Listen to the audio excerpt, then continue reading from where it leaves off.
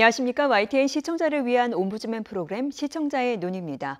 먼저 뉴스 진단 시간입니다. 이번 주에는 김정은 북한 국무위원장 방중 관련 보도를 모니터했습니다. 이정남 시청자 평가원과 통일외교안보부 김지선 기자 나오셨습니다. 안녕하십니까. 안녕하십니까. 네. 그동안 은둔형 지도자로 알려져 왔던 김정은 위원장의 올해 행보가 참 예사롭지가 않습니다. 네. 올해 들어서만 중국 방문이 벌써 3번째더라고요. 평가원님 관련 보도 어떻게 보셨습니까? 네, 김정은 위원장이 말씀하신 대로 또다시 중국을 방문했습니다. 네. 그 3월 말 베이징, 5월 초 다롄 방문에 이은 3번째 방중입니다. 이번 방중은 한미가 8월 을지 프리덤 가디언 연습을 유예하겠다고 공식 발표한 직후에 이루어졌는데요. 우리나라와 미국은 한반도 비핵화와 평화체제 구축을 목표로 한북미 대화의 후속 조치를 취한 것입니다. 한미연합훈련의 중단은 지난 1992년 북의 비핵화 유도를 위해 팀 스피릿 훈련이 중단됐던 이후 처음인데요. 다만 한미 국방부는 후속하는 다른 한미 군사 연습에 대한 결정은 아직 이뤄지지 않았다고 밝혔습니다. 중국은 그동안 북한의 핵 미사일 개발과 한미 연합훈련을 동시에 중단하는 쌍중단과 한반도 비핵화와 평화체제 협상을 병행하는 쌍계 병행을 북핵 해법으로 주장해 왔는데요. 중국의 요구가 받아지는 모양새입니다. 미국은 비핵화 없이 제재 해제는 없다고 강조하지만 이미 중국은 대북 제재 공조에서 한 발 물러서고 있습니다. 그 일각에서는 북한이 아직까지 뚜렷한 비핵화 조치를 취한 게 전혀 없는데도 정부와 미국에 앞서서 대북 유화 조치부터 나온 것 아니냐는 비판도 있습니다. 김정은 위원장의 3번째 정상회담의 배경과 내용에 대해 구체적인 설명을 부탁드리겠습니다. 네, 이번에는 리설주 여사도 동행을 하고 경제시설도 둘러보면서 뭔가 이렇게 정상국가 지도자로서의 그런 모습을 보여주는 노력이 좀 역력해 보였는데요. 이것도 일종의 북미 정상회담 이후의 변화상이라고 볼 수 있겠죠. 어떻게 보십니까? 네, 이번 북미 정상회담 결과를 보면요. 미국이 말씀하신 대로 양보한 것처럼 보이는 것이 사실입니다. 네. 솔직히 북한과 정상회담을 한 것 자체가 이미 양보를 한 것이라고 볼 수 있습니다. 북한의 비핵화 조치가 상당히 진행된 다음에 이런 것들을 얻어냈다면서 모양새를 갖춘 뒤에 만나야지 미국의 위대한 승리로 포장을 할 수가 있거든요. 과거에도 이런 기조하에 실무선에서 협상이 진행됐고 그렇기 때문에 정상 간 만남이 성사되려면 적어도 어느 정도 비핵화 합의가 이루어져야 한다는 전제가 있었습니다. 이런 것 때문에 이번 정상회담이 성사되자 기대치가 좀 높아졌던 것도 사실입니다. 북미가 정상회담을 한다? 그러면 중요한 비핵화 합의는 이미 이루어졌거나 공감대가 있겠구나 하는 것이거든요. 그런데 정작 CBID, 완전하고 검증 가능하며 돌이킬 수 없는 비핵화가 등장하지 않았고요. 초기 비핵화 조치나 타임테이블에 대한 언급이 없으니 기대에 한참 못 미친다는 말이 나오는 것이고요. 하지만 북한 입장에서 보면 그동안 어려운 여건에서 핵 개발을 했던 원인이 북미 적대 관계에 있습니다. 이걸 해결해야 핵을 포기할 수 있다는 논리인데 반대로 미국은 핵을 먼저 포기해야 관계를 개선하는 것도 생각해 볼 수 있다. 이런 태도를 보여왔거든요. 결국 강대국인 미국이 북한을 힘으로 굴복시키려고 했던 것이고요. 하지만 북한은 여기에 저항을 해왔고 그래서 핵기술 수준을 높였다는 설명입니다. 물론 그래봤자 러시아가 가진 핵기술에 한참 못 미치고 미국이 정말 북한이 무서워서 회담에 나서준 것도 아니지만 어찌 됐든 과거 미국 대통령이 양보처럼 비춰질 수 있기 때문에 꺼려했던 그 일을 비핵화 조치가 획기적으로 약속되거나 이행되지 않은 상황에서 양 정상이 만나 새로운 관계를 약속하는 그 일을 바로 트럼프 대통령이 해준 것이 사실입니다. 문제는 이걸 하지 않으면 그 다음 단계, 북한의 비핵화 이행을 완성 단계까지 이끌어내기가 힘들다는 데 있습니다.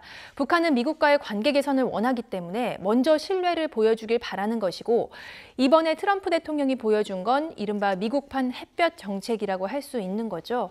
지금 보면 트럼프 대통령이 미국 내에서 양보를 했다는 여론의 비판을 받고 있는데 바로 이런 상황이 뻔하기 때문에 이전 대통령들은 하지 않았던 겁니다. 하지만 정치가보단 협상가의 정체성이 강한 트럼프 대통령이기 때문에 이걸 해준 거고요. 여기까지 해야 북한의 비핵화 조치를 이끌 수 있다고 판단했기 때문이 아닐까 싶은데요. 사실 이번에 미국이 양보한 것처럼 보이지만 비핵화 협상의 전 과정에서 본다면 지금까지 해준 게 별거 아닐 수도 있습니다. 한번 들여다볼 필요가 있는데요. 만약 북한과 남은 비핵화 협상이 잘 안 된다거나 북한이 당초 약속했던 조치를 이행하지 않는다고 한다면 새로운 관계를 맺기로 한 약속은 그냥 무효가 됩니다. 앞으로 사이좋게 지내자는 말의 약속처럼 가벼운 건 없죠. 한 번의 다툼으로 다 틀어질 수 있는 겁니다. 새로운 관계는 오히려 과거의 적대 관계보다 더 나쁜 관계가 될 수도 있습니다. 또 유해한 한미 군사훈련 다시 재개하면 그만이고요. 오히려 과거보다 한층 더 격렬하게 할 수도 있습니다.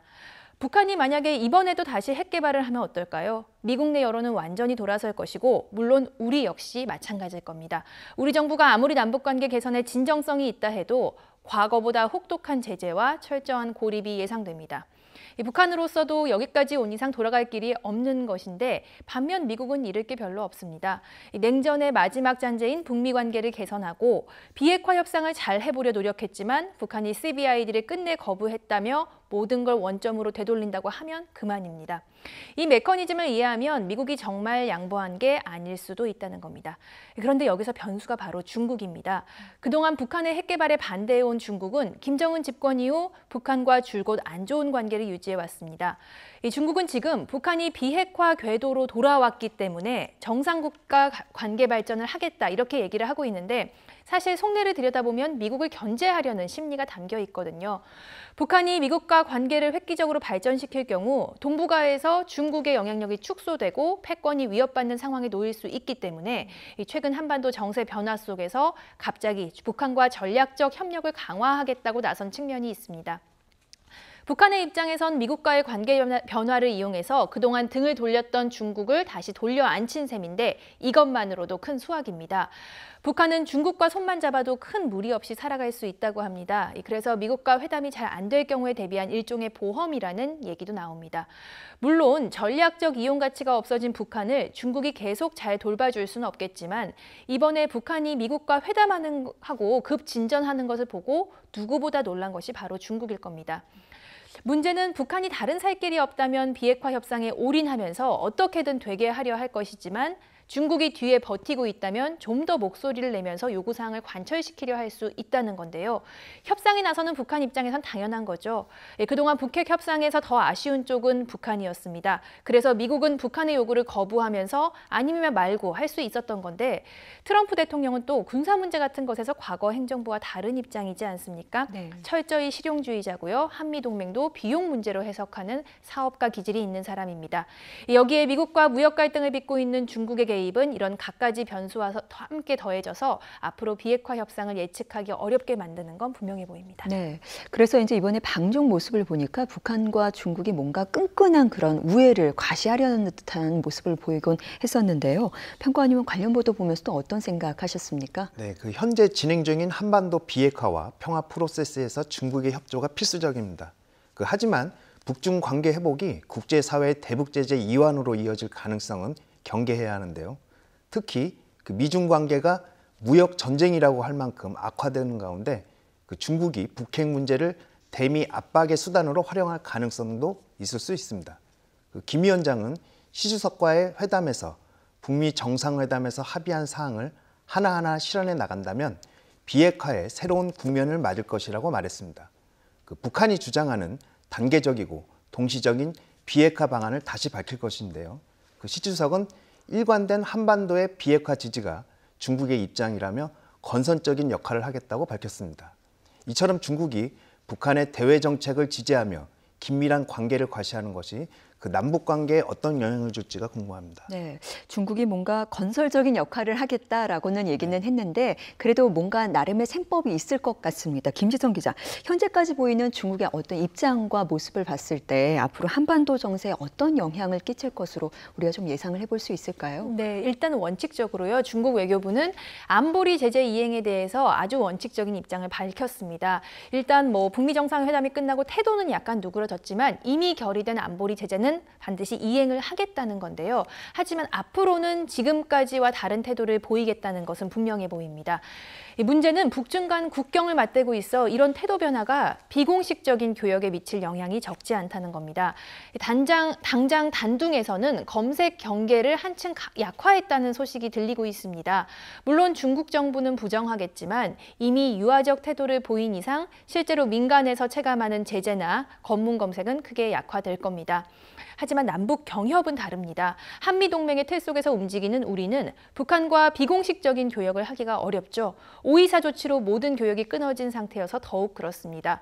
물론 이런 화해 분위기 속에서 개성공단이 다시 살아나고 민간 교류가 활성화될 수는 있겠지만 지금으로선 비핵화 협상이 잘 돼서 대북 제재 완화 움직임이 잘 될 때 가능한 얘기입니다. 이 정부가 구상하고 있는 그런 남북 철도 사업이나 경협 사업들도 결국에는 제재 해제와 함께 가는 것이기 때문에 비핵화 협상의 틀 속에서 진행될 수밖에 없습니다. 미국을 제치고 중국과 북한과 어떤 사업을 추진하는 것은 우리 정부로서는 상상하기 어려운 일입니다. 그렇죠. 몇백만 달러짜리 대북 인도 지원 문제도 미국이 동의하지 않아서 승인해놓고 몇 달째 못하는 것이 우리 현실입니다. 북한은 반면 미국과의 협상 과정에서도 우리 정부를 최대한 이용하려 할 것입니다. 지난번 급하게 두 번째 남북 정상회담을 요청한 것도 북미 정상회담이 흔들릴 때였죠. 나아가 한미동맹을 흔들어 놓으려고 할 수도 있습니다. 남북관계 개선의 진정성을 갖고 있는 우리 정부로선 한미동맹의 틀 속에서 이런 부분까지 잘 반영을 해서 대처를 해야 휘둘리지 않고 갈 수 있는 어려움이 있습니다. 네, 남북관계에 모처럼 맺어진 이 신뢰관계가 깨지지 않았으면 하는 그런 바람을 좀 가져봅니다. 네, 지금까지 김정은 북한 국무위원장 방중 관련 보도에 대해서 이야기를 나눠봤습니다. 이정남 시청자 평가원과 통일외교 안보부 김지선 기자였습니다. 두 분 말씀 감사합니다.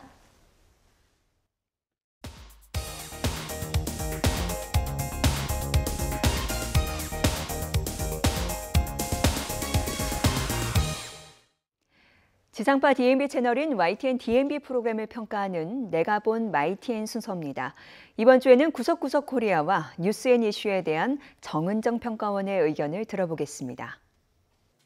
시청자 여러분 안녕하세요. YTN DMB 시청자 평가원 정은정입니다. 더운 여름, 바다도 좋지만 시원한 숲길을 걷는 것도 괜찮은 피서 방법이 아닐까 생각해 봅니다. 구석구석 코리아의 지난 방송은 새들도 잠시 쉬어간다는 문경을 찾았습니다.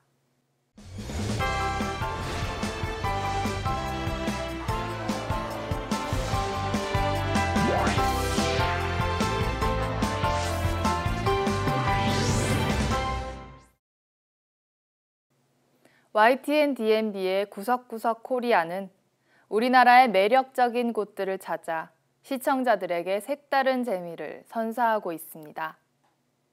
지난 방송에서 다룬 여행지 문경은 문경세제를 찾은 사람들의 사랑을 받고 있지만 이 밖에도 흥미로운 즐길 거리가 많다고 합니다. 문경은 예로부터 영남과 서울을 오가는 길목이자 선비들이 과거 시험을 보러 가던 길이라고 합니다. 험한 고갯길을 지날 때 새들도 잠시 쉬어가는 곳이라는 의미의 문경세제로도 잘 알려져 있습니다. 교통과 군사의 요충지이기도 했던 문경세제 옛길에는 임진왜란 이후 지어진 3개의 관문이 있습니다. 그중 1관문은 외적의 침입을 막기 위해, 3관문은 오랑캐의 침입을 막기 위해 지은 것이라고 합니다. 문경세제 옛길은 길 자체도 아름답지만 역사의 발자취를 갖고 있어 더욱 의미 있는 길인 것 같습니다. 문경세제는 평평한 흙길이 잘 보존되어 있어 맨발로 걸을 수도 있다고 합니다. 발바닥에서부터 시원한 기운이 올라오는 흙길을 걷다 보면 드라마 태조 왕건의 촬영지이기도 한 용추폭포를 만나게 됩니다. 웅장하지는 않지만 시원한 물줄기 소리와 폭포를 담은 화면이 시청자들의 더위마저 씻어주는 듯합니다. 또한 용추폭포가 시인들이 즐겨 찾았던 곳이라는 점을 진행자의 사행시를 통해 익살스럽게 보여주고 있습니다. 이어서 문경을 보다 더 새롭게 즐길 수 있는 산악 바이크 체험을 소개했습니다. 면허가 없이도 안전모만 착용하면 탈 수 있는 산악 바이크는 조용한 숲길만 떠올랐던 문경에서 생각지 못한 즐거움을 안겨줍니다. 진행자는 경북 8경 중 제1경이라는 진남교반과 어룡산 코스를 달렸습니다. 안전모와 산악바이크에 카메라를 장착해 숲과 강변을 달리는 모습을 실감나게 담은 덕분에 걷기와는 또 다른 신나는 매력이 잘 전달된 것 같습니다. 문경의 대표 특산물인 오미자로 만든 와인도 만나볼 수 있었습니다. 문경은 지리적으로 오미자가 자라기에 좋은 기후 조건이기 때문에 전국 오미자 생산량의 54%를 문경에서 생산합니다. 오미자는 숙성에 오랜 시간이 걸려 다른 과실주가 4주면 완성되는 데 비해 3년이라는 시간이 소요된다고 합니다. 오미자는 원산지가 한국이기 때문에 오미자 와인은 대한민국의 독특한 와인으로서 외국인들에게도 소개하기 좋을 것 같습니다. 마지막으로 이탈리아의 동굴 카페를 연상케 하는 문경의 동굴 카페를 찾아갔습니다. 수정을 캐던 동굴에 만든 카페는 경상도 최대 탄광 지역이었던 문경의 역사를 간직하고 있다는 점에서도 방문해 볼 만합니다. 최근에는 맛집의 기준을 음식의 맛뿐만 아니라 인테리어나 음식을 먹는 환경에도 초점을 맞추는 경향이 생겨나고 있습니다. 구석구석 코리아에서도 최근의 경향을 반영해 수정 동굴에서 먹는 식사라는 독특한 아이템을 소개한 것으로 생각됩니다. 그동안 소개된 여행지들의 맛집과 차별화되는 부분이었던 것 같습니다. 진행자는 프로그램을 마무리하면서 오미자가 5가지 맛이 있다면 문경은 역사, 문화, 자연, 재미, 스릴의 5가지 매력이 있다고 정리했습니다. 덕분에 이번 여름의 색다른 피서지로 문경을 추천할 수 있을 것 같습니다.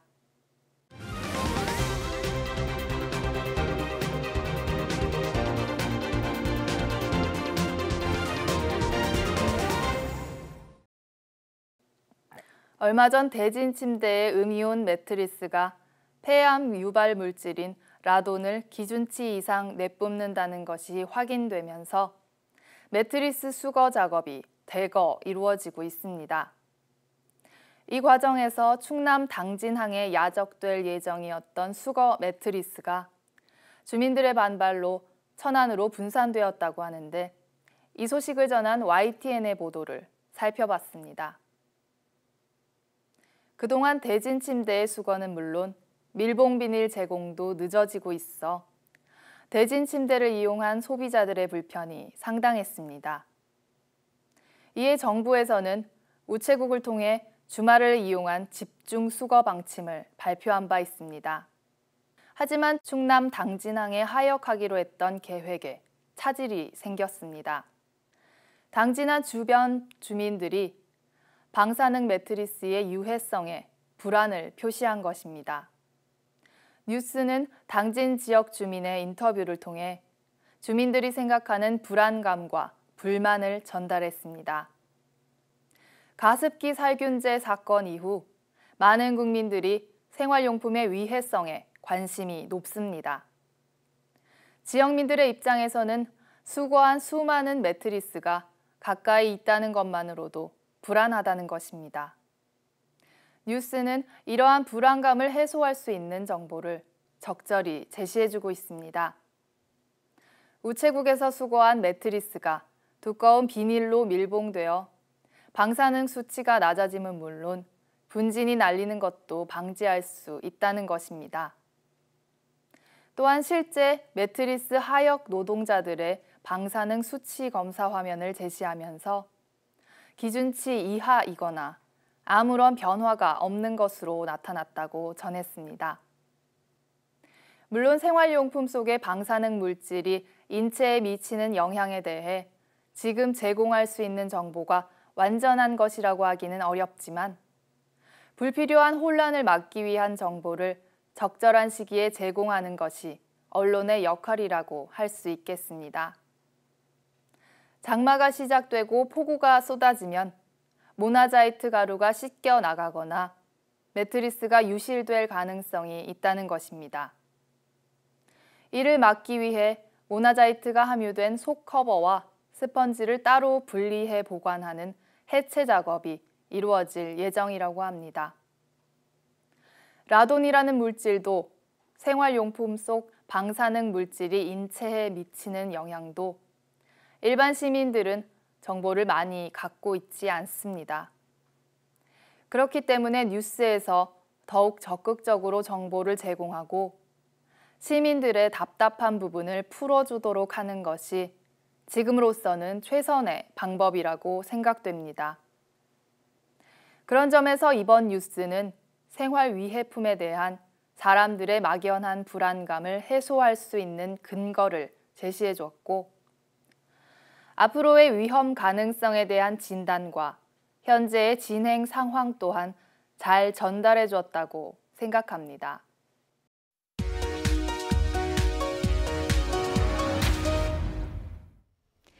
이번 순서는 시청자들의 지적사항을 정리한 모니터 보고 시간입니다. YTN 뉴스를 시청하다 보면 외래어가 사용된 자막이나 간접 홍보가 우려되는 자막이 종종 나타나는데 시청자들은 좀 더 세심한 주의를 당부했습니다. 지난 19일 플라스틱으로 된 자동차 가드레일을 개발한 국내 한 중소기업이 국내외 자동차 충돌 시험을 통과해 수출에 본격적으로 나섰다는 내용의 자막에서 가드레일이라는 외래어가 사용됐는데 불가피한 경우가 아니라면 외래어 사용을 지양하고 우리말 규범에 맞는 어휘를 선택해 사용하는 게 맞겠다는 지적이 있었습니다. 그리고 조양호 한진그룹 회장의 부인인 이명희 씨가 수행기사를 때리고 폭언을 퍼붓는 동영상을 보도한 내용 자막인 분노조절장애 주장은 자칫 제보자의 주장인 것처럼 오인될 가능성이 있기 때문에 주장한 주체를 자막에 명기해 줄 필요가 있겠다는 지적이 있었습니다. 그런가 하면 이마트, 외국 유명 브랜드 식기 최대 60% 할인이라는 스크롤 자막이 방송됐는데 유독 이마트의 할인 행사를 보도해 줄 필요가 있는지 의문이고 간접 홍보에 해당될 수 있기 때문에 주의가 요구된다는 시청자 지적이 있었습니다.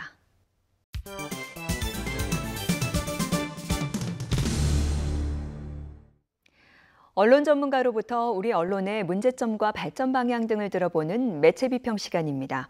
오늘은 정대철 한양대 교수로부터 뉴스 보도의 정당성에 대한 문제점이라는 주제의 논평을 들어보겠습니다.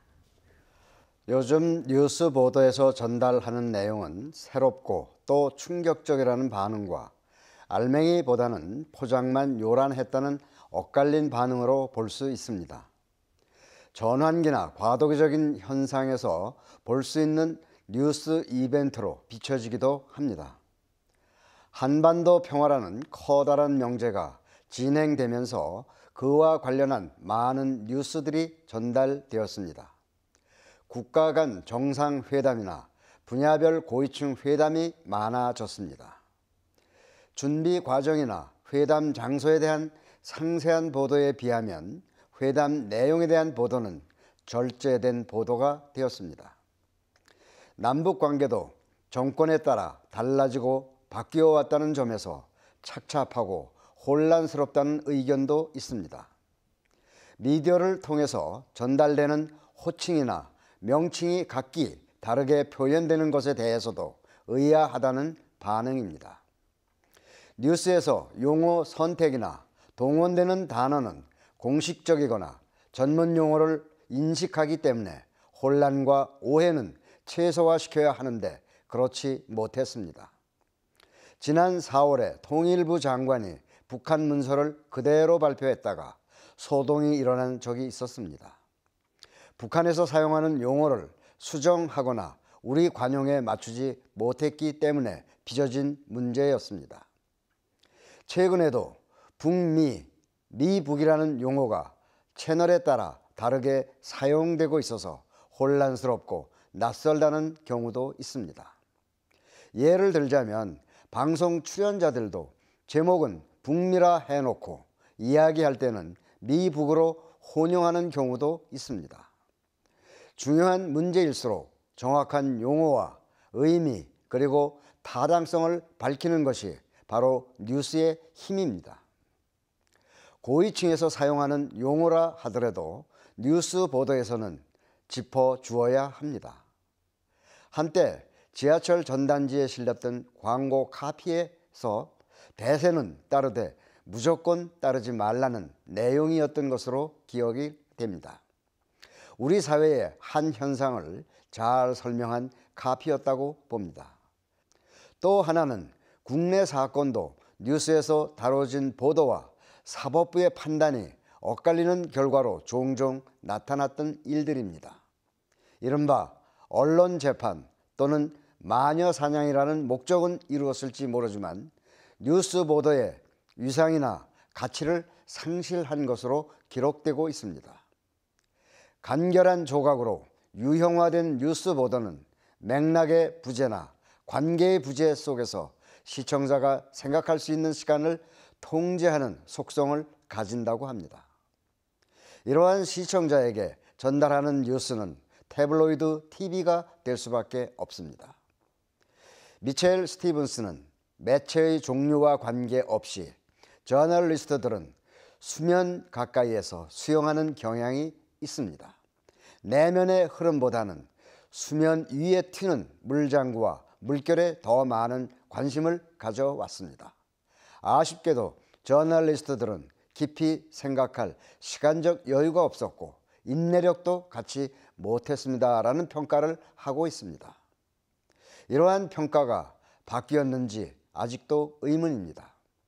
오래전부터 미디어가 지향하는 가치는 평등이었습니다. 편협보다는 다양성의 가치를 존중해 왔습니다. 그래서 당당함이 있었고 정당성을 가질 수 있었습니다. 시청자의 눈은 시청자 여러분의 참여를 기다리고 있습니다. YTN 홈페이지 시청자 의견 코너에 글을 남겨주시면 좀 더 정확하고 공정한 방송을 만드는 데 참고하겠습니다. 이번 주 순서는 여기서 마치겠습니다. 함께해 주신 여러분 고맙습니다.